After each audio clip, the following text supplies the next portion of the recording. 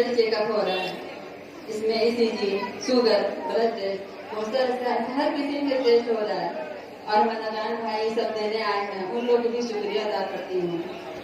ये बहुत ही नेक काम है।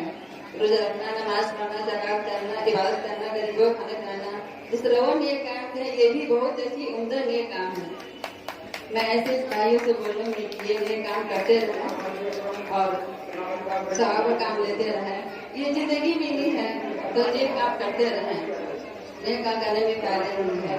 अल्लाह सभी से शुक्रिया हो जाता है, एक घर कब्रिस्तान में तब्दील हो जाता है। तो हम क्यों नहीं इस चीज को जानते हैं, तो हम अच्छे काम को क्यों नहीं करके जाएं। बहुत समाज में है, बहुत सारे लोग हैं, हर क्यादत करने का हक तो अल्लाह ने हर किसी को नहीं दिया। ये भी एक क्यादत है, हेल्थ कैंप भी एक क्यादत है।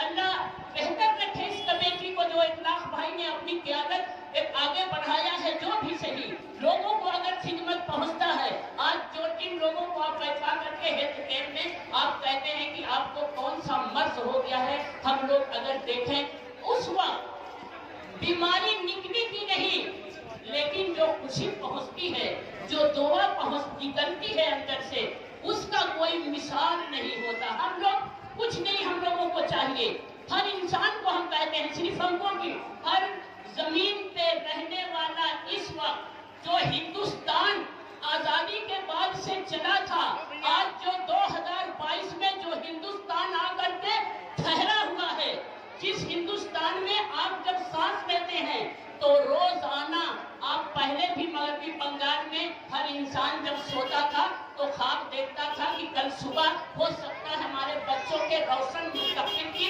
बात पूरी हो।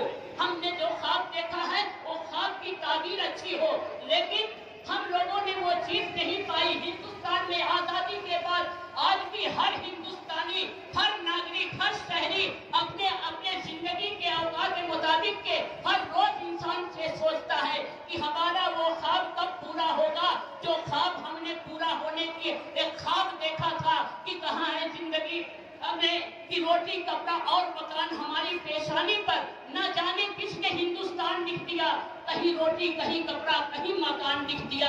हम आज भी इसके कि हम कब तक महफूज हैं, हम कब तक महफूज हैं। अब दुआ की जरूरत है, अब एकता की जरूरत है, अब तालमेल की जरूरत है, अब भाईचारे की जरूरत है। अब हिंदुस्तान की आजादी के बाद हजारों गर्दने, लाखों गर्दने कटने के बाद जो स्लोगन लिखा गया था, हिंदू, मुस्लिम, सिख, ईसाई आपस में है भाई भाई, अब उसको जिंदा रखने का वक्त आ गया है। और हर किसी को ये चाहिए कि ना अब हम लोगों को ये सोच लेना होगा कि ना तुम हिंदू बनो ना हम मुसलमान बने, तुम भी इंसान बनो, हम भी इंसान बने।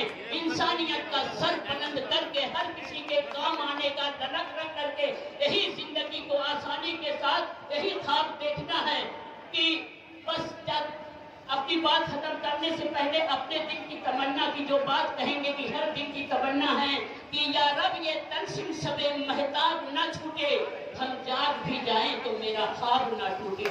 सबका बहुत बहुत शुक्रिया लगाना चाहिए। दे रही है, इससे ज्यादा जरूरी है इंसान को अवेयरनेस दे रहे हैं, बेदारी दे रहे हैं, इंसान को अपने आप को रखने का भी एक वादा अल्लाह से है, और वो भी काम हमसे अंजाम देंगे। क्या कहेंगे? एक तरफ सेकुलर मुल्क में हम सांस लेते हैं, हर किसी का हक है, हर किसी को फैसला करने का मुआशरे में समाज में ये मुकाबले का, ये अखाड़े का मैदान नहीं है। अखाड़े में नहीं उतरे हैं, हम खल की खिदमत करने के लिए उतरे हैं। अगर किसी वक्त उन्होंने भी ये काम अंजाम दिया है तो ये खराब बात नहीं, अच्छी बात है, किसी का हक पूरा करना चाहिए।